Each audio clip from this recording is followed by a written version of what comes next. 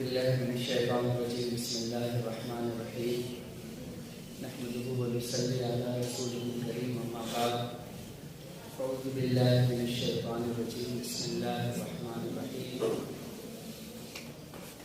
وإن كنتم في ريب مما نزلنا على عبدنا فأتوا بسورة من مثله وادعوا شهداءكم من دون الله إن كنتم صادقين صدق الله مولانا العظيم وبلغنا رسوله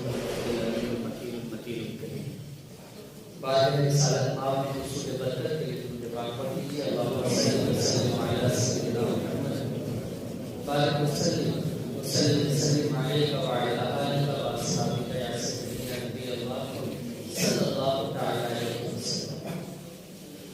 بزرگوں، دوستوں، عزیز بچوں، پچھلے 3-4 خطاب سے آپ سبھی لوگ قرآن کی تعریف مجھ سے سن رہے ہیں اور میں قرآن مجید کی تعریف آپ تمام حضرات کے سامنے پڑھ رہا ہوں۔ آج اس کا آخری حصہ انشاءاللہ بڑی تیزی کے ساتھ آپ تمام حضرات کے سامنے پیش کروں گا، اور وہ حصہ یہ ہے کہ ہم سب جانتے ہیں کہ جمعہ کے دن خطبہ جب پڑھا جاتا ہے اور اس میں حضرت عثمان غنی رضی اللہ تعالیٰ کا جب نام لیا جاتا ہے تو انہیں جامع القرآن کہا جاتا ہے، یعنی قرآن کا جمع کرنے والا۔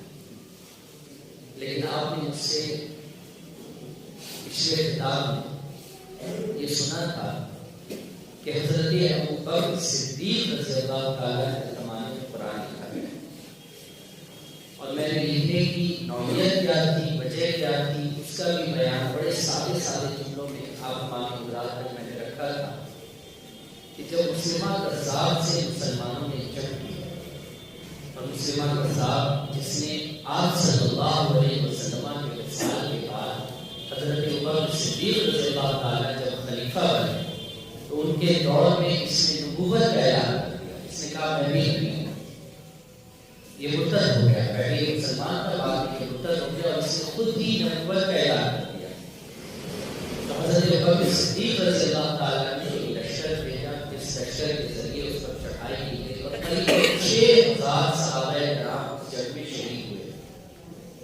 حضرت عمر فاروق رضی اللہ تعالیٰ کو اس معاملے میں تشویش ہوئی کہ بھئی اس میں جو 6000 صحابی شہید ہوئے اس میں بہت سارے الفاظ تھے، ایسے ہی اگر حافظوں کا اعتقاد ہوتا ہے شہادت ہوتی رہی تو پھر قرآن کا کیا ہے؟ پھر انہوں نے حضرت ابوبکر سے بات کری، میں نے اس پر بڑی تفصیل سے اپنے آپ تمام حضرات کے سامنے رکھی۔ خیر، کہنے کا مقصد یہ ہے کہ حضرت زید بن ثابت رضی اللہ تعالیٰ اور حضرت ام ورقہ صحابیہ رضی اللہ تعالیٰ، ان دونوں کی نگرانی میں قرآن مجید کا پورا ایک نسخہ حضرت ابوبکر صدیق رضی اللہ تعالیٰ کے زمانے میں تیار کر دیا۔ تو قرآن جمع ہوا حضرت ابوبکر صدیق رضی اللہ تعالیٰ کے زمانے میں، لیکن جامع القرآن کسے کہا جاتا ہے؟ حضرت عثمان غنی رضی اللہ تعالیٰ۔ بس اسی سوال کو تھوڑا سا آپ لوگوں کے سامنے میں صاف لفظوں میں سلجھا کر جواب دے، اس کے بعد میری بات ختم ہو جائے۔ جامع القرآن حضرت عثمان غنی رضی اللہ تعالیٰ کو جو کہا جاتا ہے وہ اس لیے نہیں کہا جاتا ہے کہ انہوں نے قرآن کو جمع کیا، بلکہ اس لیے ان کو جامع القرآن کہا جاتا ہے کہ انہوں نے سرکاری قرآن پر تمام لوگوں کو جمع کیا۔ حضرت ابوبکر صدیق رضی اللہ تعالیٰ نے جب قرآن پورا لکھوا لیا تو اپنے پاس انہوں نے سیو کر کے رکھ لیا اپنے پاس۔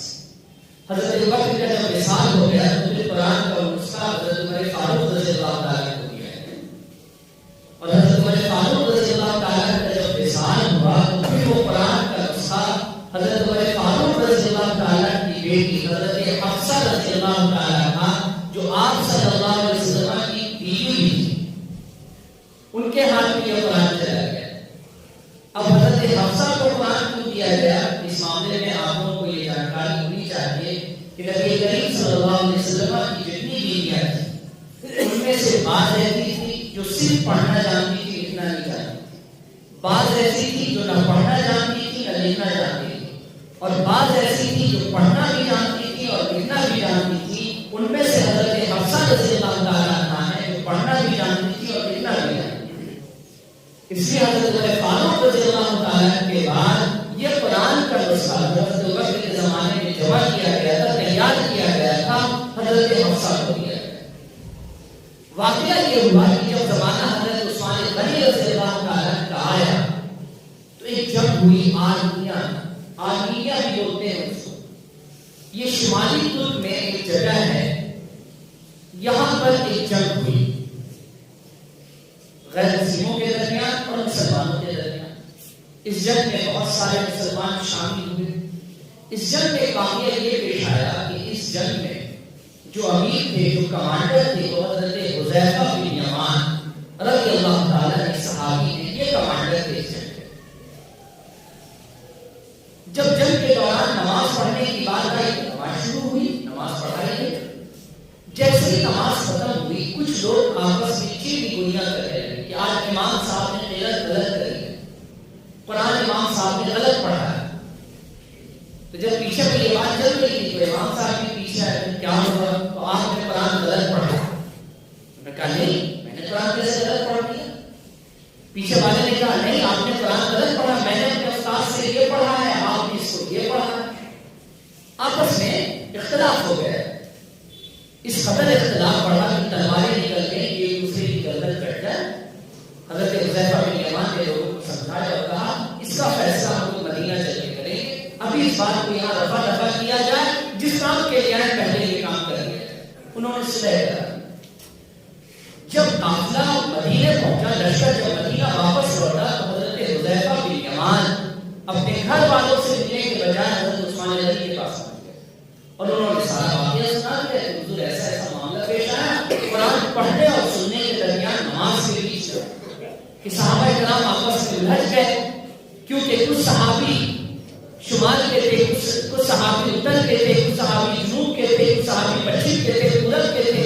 سبوں نے الگ الگ طریقے سے قرآن پڑھا سیکھا اپنے استاد سے، آپس میں جھگڑ گئے۔ کیا ہوگا اگر یہ معاملہ رہا تو بڑی مصیبت آئے گی۔ حضرت عثمان غنی رضی اللہ تعالیٰ نے اسی وقت ڈیسیژن لیا کہ بھئی بات تو بڑی خراب ہو جائے گی اگر اس پر دھیان نہ دیا گیا۔ انہوں نے فوراً حضرت حفصہ کے پاس بھیجا اپنے قاصد کو اور کہا جاؤ اس سے قرآن مانگ کر کے لیا۔ حضرت ابوبکر صدیق رضی اللہ تعالیٰ نے اسے جمع کیا، وہ قرآن لایا گیا۔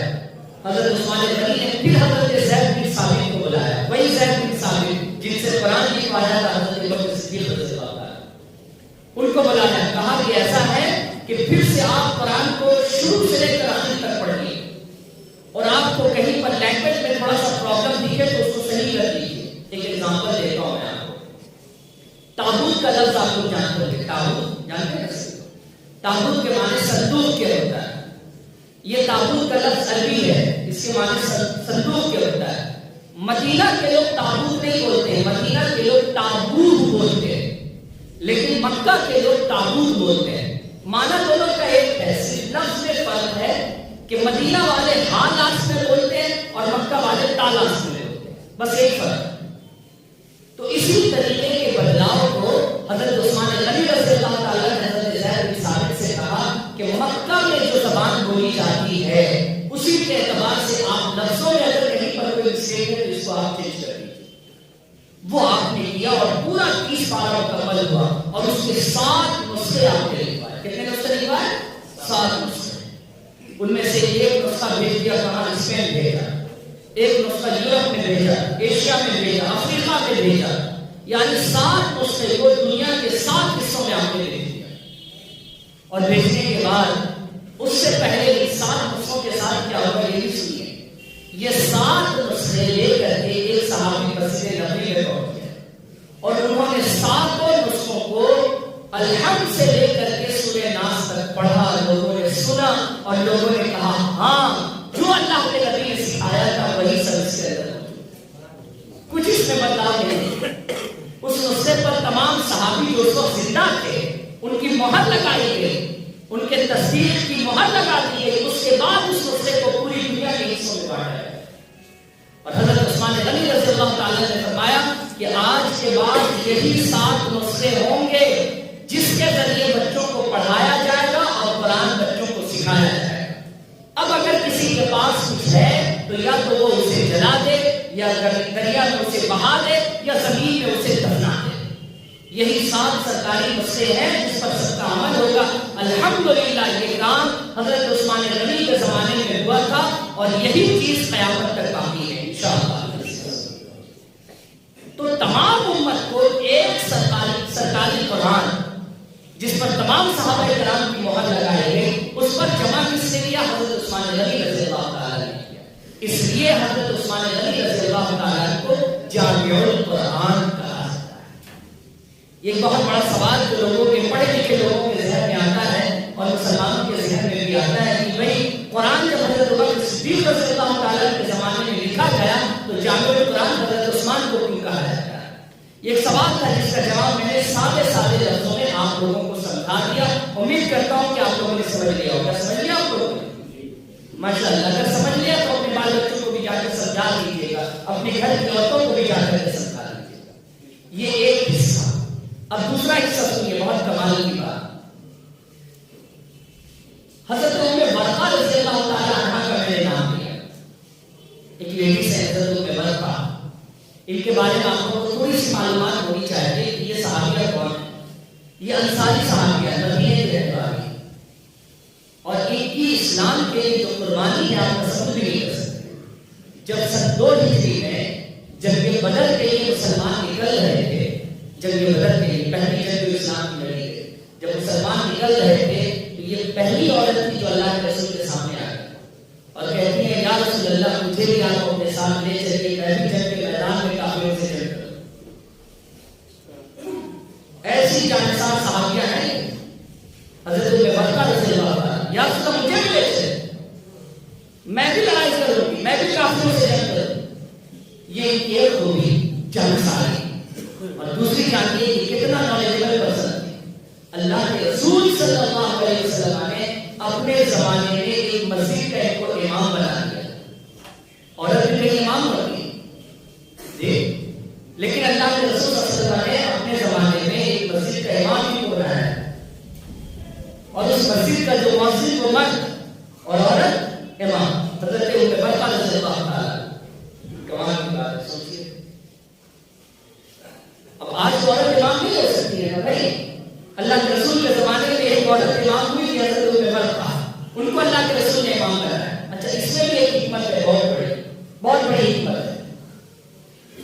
حکمت یہ ہے کہ بہت سارے ایسے کیسز میرے پاس بھی آتے ہیں کہ کسی مسلم لڑکی سے کسی نان مسلم لڑکے نے شادی کر دی، مسلمان ہو گیا، اس نے شادی کر دی، مسلمان ہو گیا. اب مسلمان ہو گیا تو نماز کہاں سیکھا؟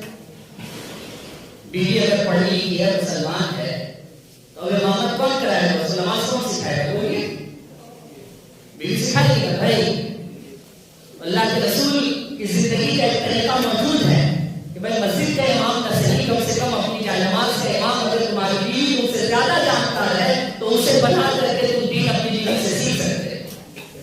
یہ ہے مذہب اسلام کی خوبصورتی. نبی کے طریقے میں بہت بڑی مصلحت پوشیدہ ہوتی ہے. نبی کا طریقہ قیامت تک کے لیے لوگوں کو فائدہ پہنچانے والا طریقہ ہے، قیامت تک کے لیے فائدہ پہنچانے والا طریقہ. تو حضرت ام ورقہ رضی اللہ تعالیٰ عنہ کو اللہ کے رسول صلی اللہ علیہ وسلم نے ایک مسجد کا امام بھی بنایا تھا اور ان کے پیچھے مرد نماز پڑھتے تھے، نماز سیکھتے تھے، کیونکہ ابتدائی اسلام کا دور تھا، لوگوں کو نماز اور قرآن پڑھنا نہیں آتا تھا. اور یہ اس وقت اتنا پری پکڑ تھی کہ ان کو قرآن بھی بہت زبردست یاد اور نماز کا طریقہ، حضور کی سنت، تمام چیزوں پر ان کو عبور حاصل. اسی لیے کہ اس زمانے میں ایک مبلغہ بھی تھی، معلمہ بھی تھی اور مسجد کی امام بھی تھی، امامت بھی کرتی تھی.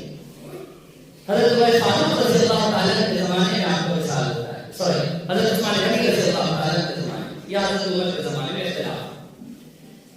تو یہ حضرت عمر ورقہ رضی اللہ تعالیٰ عنہ ہے جن کی تاریخ آپ مسلمانوں کو یاد ہونی چاہیے اور یہ بھی جاننا چاہیے کہ اپنی بیوی سے، اپنے گھر کی عورتوں سے دین سیکھنا یہ کس نے سکھایا؟ جناب محمد رسول اللہ صلی اللہ علیہ وسلم نے سکھایا کہ ان سے آپ بھی سیکھ سکتے ہو، دین ان سے آپ جان سکتے ہو. یہ حضرت عمر ورقہ رضی اللہ تعالیٰ عنہ کی چھوٹی سی تاریخ تھی جو میں نے آپ لوگوں کے سامنے رکھی، اس امید کے ساتھ کہ انشاءاللہ اس دوسرے جملے پر بھی آپ کو غور کریں گے انشاءاللہ. ہاں یہ 2 باتیں ایک جامع القرآن حضرت عثمان بن عفان رضی اللہ تعالیٰ اور حضرت ام ورقہ رضی اللہ تعالیٰ عنہ، ان دونوں کے تعلق سے جو آج میں نے آپ لوگوں کے سامنے ایک میسج دیا ہے، ایک میسج رکھا ہے، امید کرتا ہوں کہ آپ لوگوں کو ازبر اور زبان یاد ہو جانی چاہیے انشاءاللہ العزیز، اور یہ باتیں کیا ہے۔ اب آخری بات آپ لوگوں کے سامنے رکھیں۔ آخری بات یہ ہے بزرگوں کہ ہر کبھی ایک چیز کی ہمیشہ کوشش کیجیے، وہ یہ ہے کہ اسلام اگر آپ سیکھتے ہیں، دین کی باتیں اگر سیکھتے ہیں، تو اسے آپ اپنے سینوں تک محدود نہ رکھیں، بلکہ آپ اس تعلیم کو دوسروں تک پہنچائیں۔ یہ ہم سب کی ذمہ داری۔ اللہ پاک نے قرآن مجید میں مسلمانوں کی صفت یہ بیان کی ہے۔ اللہ پاک نے کہا کہ مسلمان کی صفت یہ ہے کہ وہ تمام امتیوں میں، حضرت آدم سے لے کر جناب محمد رسول اللہ تک جتنے لوگ پیدا ہوئے، ان تمام امتیوں میں جناب محمد رسول اللہ کی امت سب سے نمایاں ہے۔ کیوں؟ اس لیے نمایاں ہے کہ جناب محمد رسول اللہ صلی اللہ علیہ وسلم کی امت کی یہ صفت ہے کہ وہ بھلائی کا حکم دے گی اور لوگوں کو برائی سے روکے گی، یعنی جو وہ جانے گی وہ دوسروں تک پہنچائے گی وہ چیزوں کو۔ بدقسمتی یہ ہے کہ ہم ان چیزوں کو دوسروں تک پہنچا نہیں پاتے۔ تو آج جمعہ کے خطبے میں آپ لوگوں سے یہ بالکل کہہ لیجیے مؤدبانہ، مخلصانہ، عاجزانہ گزارش کرتا ہوں کہ جو چیزیں آپ جمعہ میں سیکھتے ہیں وہ اپنے گھر کے لوگوں کو کم از کم ضرور بتائیں۔ قرآن کی تعلیم لوگ نہیں جانتے، ایمانداری سے آپ لوگ اپنے سینے پر ہاتھ رکھ کر کے ایک بار محسوس کیجیے گا کہ پچھلے جمعہ سے جو میں گفتگو کر رہا ہوں، پچھلے 4 جمعہ سے جو باتیں چل رہی ہیں قرآن کے بارے میں، آپ لوگوں میں سے کتنا آدمی جانتا تھا اس سال سے؟ اور اگر آپ نے اپنے تک یہ بات رکھی ہے تو آپ تک ہی رہ جائے گی، بعد والے بھی اس سے جی، تو پھر اس کا جواب دے کون ہوگا؟ آپ ہی ہوگا۔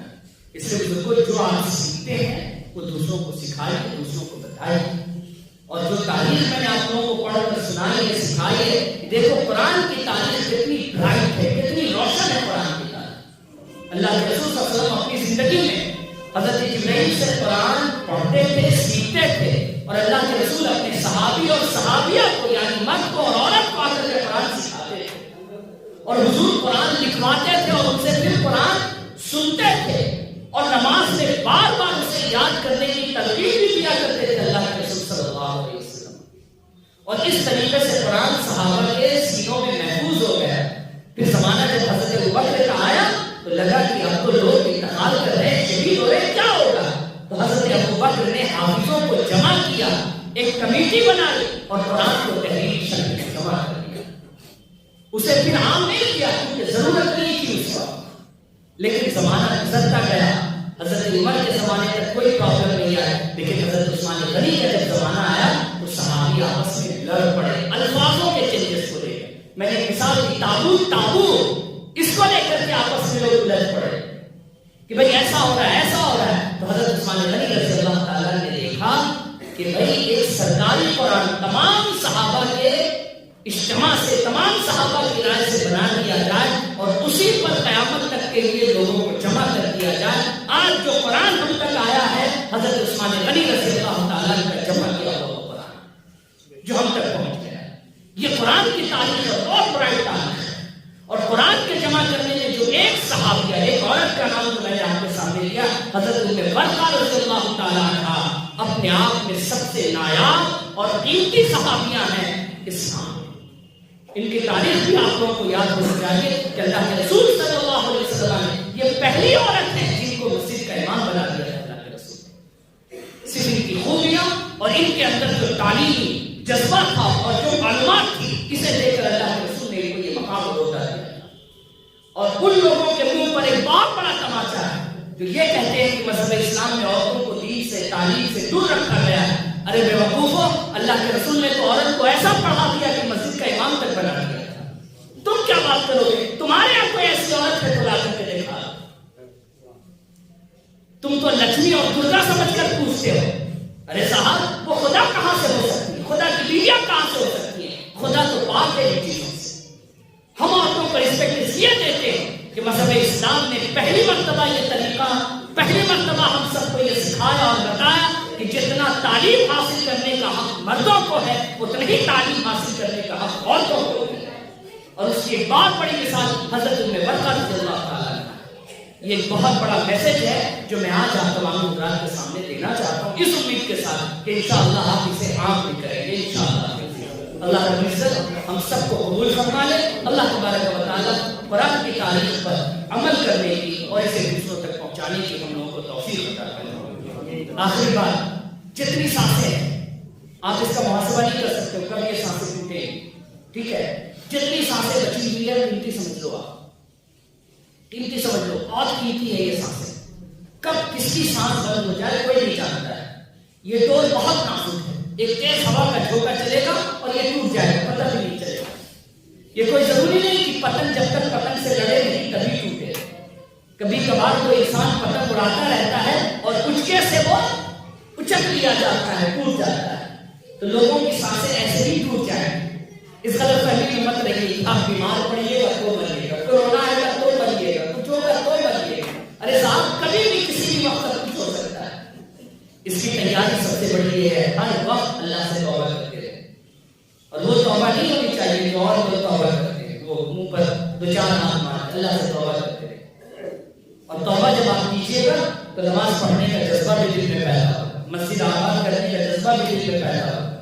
مجھے بات یاد ہے حضرت فضیل بن عیاض بہت بڑے ڈاکو تھے، بہت بڑے ڈاکو تھے. فضیل بن عیاض کتنے بڑے بزرگ گزرے ہیں. فضیل بن عیاض بہت بڑے ڈاکو. انہوں نے سچے دل سے توبہ کر لی. توبہ کیا تو یہ اپنے پیر صاحب کے پاس ہے. پیر صاحب نے کہا کہ ایسا فضیل جاؤ جس کے جس کا ڈانٹا ڈالے جس کا جس کا نقصان کر جاؤ اس کا معافی مانگ. سب سے معافی مانگتے مانگتے یہ ہوتی کیا ہے اس سے کہا بھائی معاف کر دو. معاف کیا؟ میں نے سچے دل سے توبہ کر لیا. اچھا توبہ کر ایسے تم میری سیوا کرو. 12 سال تک سیوا کرا. 12 سال تک سیوا کرا. 12 سال جب پورے ہو گئے تو کہا ہے خدا سنو نا، میں نے فلانا کھیت میں پتھر کے نیچے ایک تھیلی رکھی ہوئی ہے، اس کے اندر سونا ہے، لے کر کیا. اب تم تو اتنے میرے ایک دم قریبی ہو گئے تو تم سے کیا چھپانا، کیا کر کے سونا لے کر کیا. فضیل بن عیاض سے پتھر ہٹایا، تھیلی نکالا، لا کر کے جب اس کے ہاتھ میں دیا اس نے تھیلی کو رکھا سبھی پر دے گئے. حضرت فضیل خبرانی ہوشیار وہ کہنے لگا ہے فضیل مجھے کلمہ پڑھا کر مسلمان کر، کلمہ پڑھا کر مسلمان کر. فضیل بن عیاض نے کہا میں تو تم سے معافی مانگنے آیا تھا، تم کہہ رہے ہو کہ میں تمہیں کلمہ پڑھا، ایسا کیا ہو گیا. اس نے کہا خدا کی قسم اس تھیلی میں میں نے کل رات میں جا کر کے مٹی رکھی تھی. میرے دل میں خیال آیا، میں نے اپنی کتاب توریت میں پڑھا تھا کہ جناب محمد رسول اللہ صلی اللہ علیہ وسلم کی امت جب سچے دل سے توبہ کرے گی تو اس کے ہاتھوں میں اللہ کو کرامت دے دے گا کہ اگر وہ مٹی کو سونا سمجھ کر اٹھا لے گا تو مٹی بھی سونا ہو جائے، مٹی سونا ہو جائے. اور فضیل میں نے مٹی رکھی تھی کہ میں دیکھوں واقعی تم نے سچے دل سے توبہ کیا ہے کہ نہیں کیا. اور جب میں نے تھیلی کھولی تو دیکھا واقعی مٹی سونا ہو چکی ہے. سمجھے آپ؟ نہیں سمجھ پاتے. سمجھے پاتے ہماری توبہ ایسی توبہ جس کی خوبیاں توریت میں لکھی گئی، وہ توبہ نہیں جو ہم لوگ نہیں کرتے ہیں. کر لیجیے، کب سانس کی ڈور ٹوٹے گی کوئی نہیں جانتا. اللہ رب العزت رحم فرمائے. آمین. بجائے سے